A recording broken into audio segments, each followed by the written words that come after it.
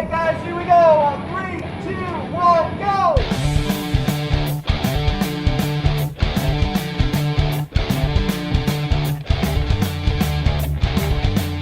I am here with Christopher Townsend, the visual effects supervisor for Marvel Studios Captain Marvel. Thank you so much for talking with us. You're very welcome.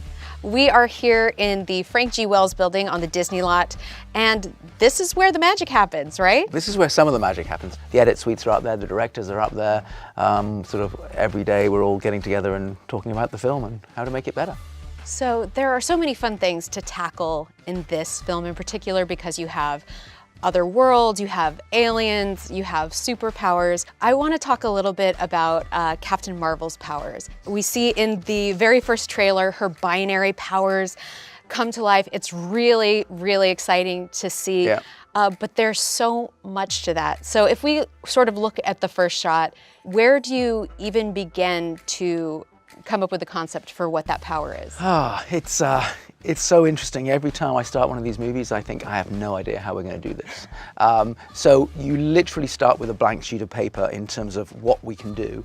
You look at the comic books, you look at video games, you look at art, you look at all these different things. We have a visual development department here at Marvel who works on all the character designs for all the movies. And I think that one of the first things they do is start amassing all this reference and start illustrating and drawing up these individual ideas and these frames.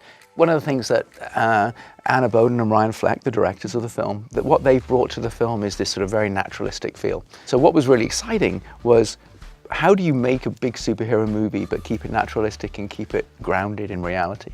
We were fortunate enough to have the ability to shoot Brie Larson, who is Captain Marvel, when she was shooting on a test for another film. We photographed her in what we thought were some good poses and shooting some photon blasts and taking into a binary power and all this kind of stuff. And we started working on the effects. We brought that footage into the computer, and we took scans of Brie so that we knew all her dimensions and photographs of her, and we could actually build a physical CG model or a CG model of her that then matched her real model, her real body.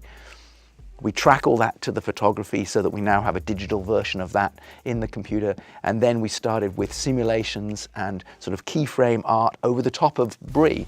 And then we started working on simulations and many, many layers and many months of work, just trying to create the look of trying to find something which she doesn't look like she's on fire.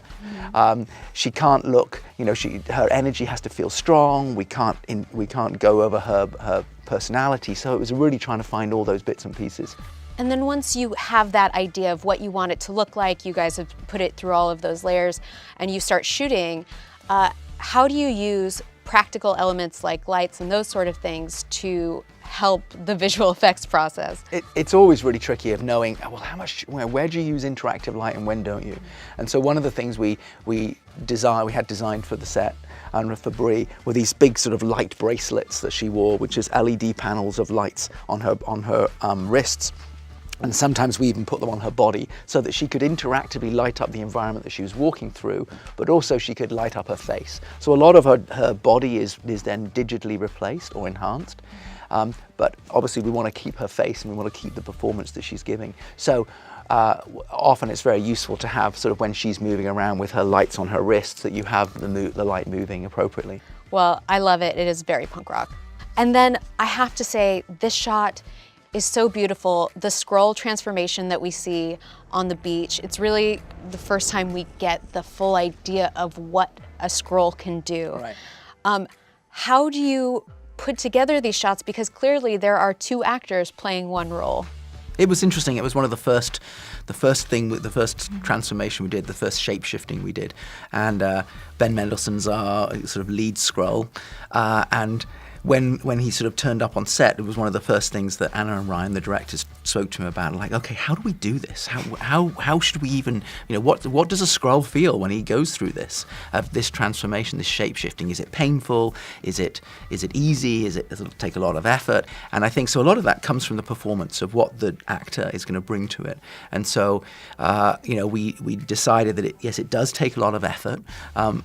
it's a very physiological thing that happens. It's a very physical thing that should happen. It's not sort of we didn't want it to feel like just a morph between two things, or just a sort of a dissolve. We wanted it to feel like there's things happening in the body.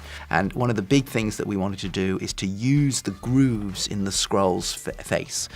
The way they've always been illustrated, they've got these big grooves in the chin and their sort of lines. So we really wanted to use that and have that be sort of almost splitting apart, and then the other character sort of bursting out from within. So you have these two very distinct shots, and you have this interesting component added to that, which is the movement of the camera.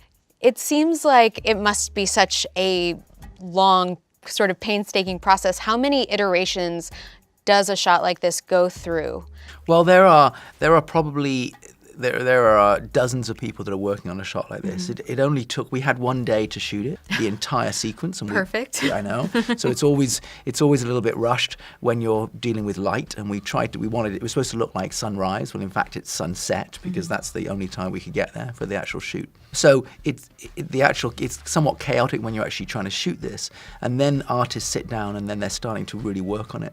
So it's probably, I think we got to version 350 or something that they were finally submitting. Now, we haven't seen all of those versions. They've done many versions internally, and that they're turning things around very quickly themselves. But it's a phenomenal amount of work that goes into a shot like that.